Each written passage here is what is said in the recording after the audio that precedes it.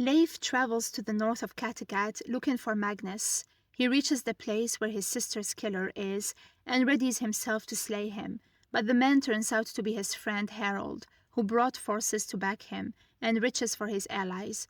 Harold is ready to be the king of Norway, but it may not be as simple as he has planned. Magnus has agreements with many of the jarls to back him on Svein's death and has the power of the church. Freydis is alive and reunites with Queen Alfievu. The queen reveals that Magnus is trying to turn the jarls against Svein, and her son is hunting him now. Freydis meets Svein's wife Katla, who is expecting.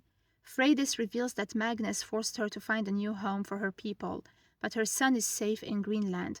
She needs a boat and a sea captain to get them further. The queen accepts to assist her. She shows her Leif's boat, the one Canute gave him. Freydis learns that her brother went after Magnus to kill him, so she decides she must find him.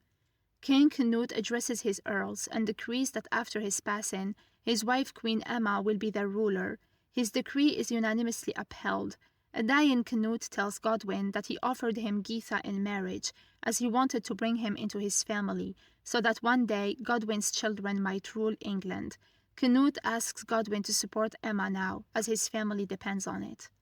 But Godwin asks Emma to call for Edward, because he thinks Canute's love for her blinds him from the reality of the situation. He worries that once Canute's gone, the earls will turn against her, and England will be thrust into civil war. Emma agrees with him, as she has already sent for Edward. Svein confronts Magnus as he knows of his plan to take the throne of Norway from him, but Magnus makes Svein's guards turn against him. Magnus plans the whole thing and announces that he is the new king as he watches Svein get enslaved. Leif learns that Harold's guards, Kaisan, Dorn, and Batu, are dead. Leif senses that Harold hardened. Harold admits that in Constantinople he lost sight of his destiny, but he promises he won't lose sight of it again. Magnus tells Queen Alfievu that her son is dead and that he is the new king of Norway. The queen warns him that time will come when a true Viking will meet him before Magnus kills her. Magnus is shocked when Katla tells him that Freydis is alive. Stiger travels through Greenland to find Freydis' son, Harold II, but Eric the Red sent Lang to kill him.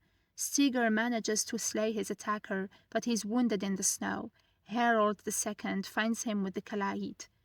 Queen Emma comforts the dying King Canute. She refuses to leave his side. He recalls when he met her on the bridge.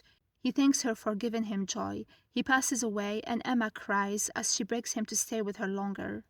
Magnus addresses his people, but Harold shows up and reminds him that the Jarls made a promise to crown him as king upon Magnus's father's death. Magnus retorts that the Pope will not accept a king with pagan sympathies. He brings a captured Freydis into the halls. Both Harold and Leif are shocked to see her. Magnus makes Freydis reveal that she has a son with Harold. He pleads with the people not to vote for Harold so as not to invite the anger of God.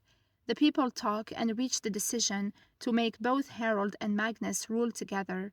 Harold accepts the decision. Magnus agrees, but on one condition, that Harold promises that Norway will never go back to its old ways and to burn Freydis. Leif checks up on his sister in her cell. She shares that she journeyed with her son to find a new home, the Golden Land, but their father stole her ships, killed her captain to force them to stay, and even took Harold away. Leif decides to save his sister the next day when they plan to burn her. He plans to use the same oil that he used in Sicily to set buildings on fire. Harold and Magnus are crowned in coronation. Freydis is brought to be burned. She calls out to the gods, and fires erupt around the village. People of Kattegat panic and start running away as they believe that the gods are mad at them.